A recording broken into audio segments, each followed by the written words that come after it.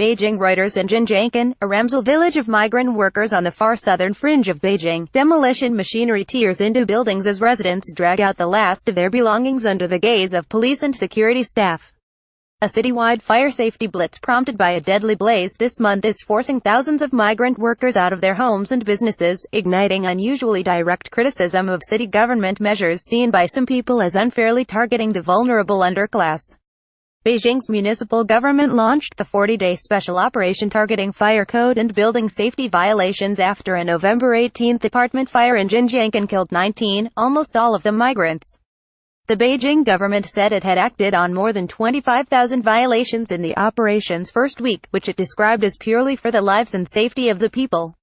Tens of thousands of people are believed to be affected, activists said. While restaurants and shops, not up to code in more affluent areas, have not been immune, the safety blitz has mostly targeted outlying parts of Beijing where enforcement of construction codes has tended to be lax, and where migrant workers congregate due to cheaper rent. To say that this special operation is to drive out the low-end population is irresponsible and baseless, the Beijing government said in a statement carried by state media on Sunday. Some of the migrant population choose these places to work and live in, but they don't understand the danger they're in. One resident said her family of 6, including her 9-month-old grandson, had been suddenly rendered homeless, spending the previous night huddled in the back of their minivan in sub-freezing temperatures. "We are also Chinese people. Why are we being treated this way?" said the woman, from central China's Hubei province. "What are we to do? Where can we go to raise grievances? No one dares to," she said, asking not to be identified due to the sensitivity of the matter.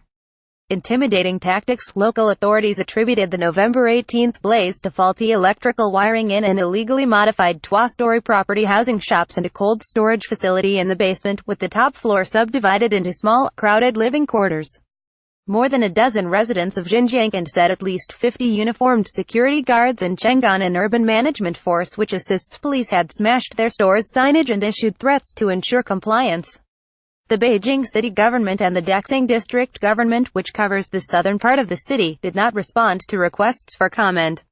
A couple leave with their belongings after they were required to move out due to a citywide fire safety inspection prompted by a deadly fire in an apartment block at Xinjiancun in Daxing district, in Beijing, China. November 25, 2017.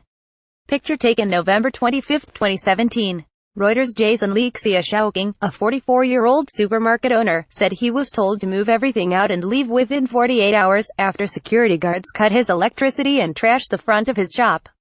"I told them I have all the legal documents, and they said you have to close and get lost," he told Reuters. Inside the damaged store, its shelves emptied.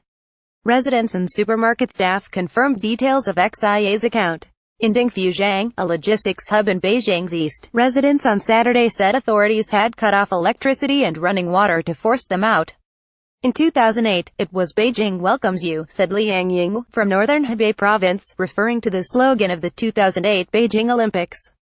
Now, in 2017, Beijing loathes you, and wants to throw you out. Criticism and censorship. An open letter to the Chinese government from more than 100 prominent academics, lawyers and intellectuals said the measures against Beijing's migrant population were illegal, unconstitutional and seriously trampled on human rights.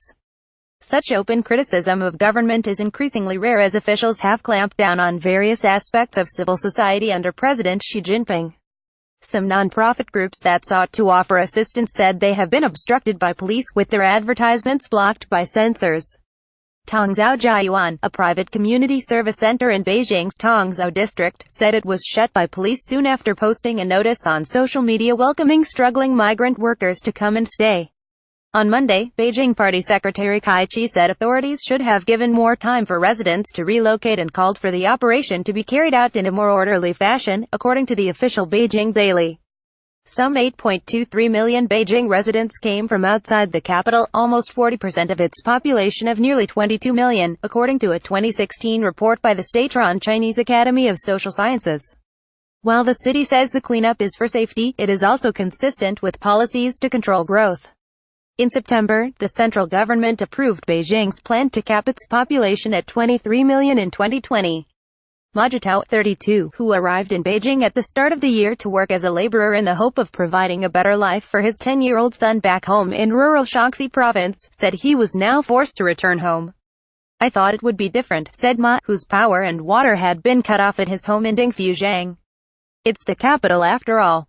Reporting by Philip Wen, Yan Chen and Irene Wong. Editing by Tony Munro and Lincoln Fee. Store Standards. The Thomson Reuters Trust Principles.